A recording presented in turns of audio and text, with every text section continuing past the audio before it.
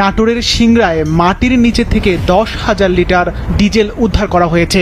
শনিবার বিকেলে উপজেলা নির্বাহী অফিসারের নেতৃত্বে 4টি পাম্পে অভিযান পরিচালনা করা হয়।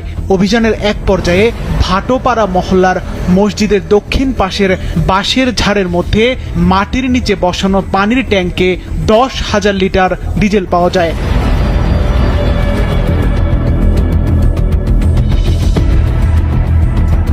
এই ঘটনায় জ্বালানি তেল সংরক্ষণ করে কৃত্রিম সংকট সৃষ্টির অপরাধে ব্যবসায়ী রুবেল হোসেনকে 5,000 টাকা জরিমানা করেছে ভ্রাম্যমাণ আদালত।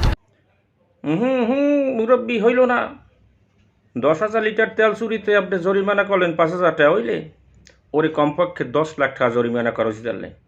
আর ওর পাশায় একটা নাশা ঢুকাই দিয়া এইবার পিছনে একটা বাতি জ্বালাই দেওয়া উচিত আনলে। বাংলাদেশে কি তেলের শর্ট পড়ছে?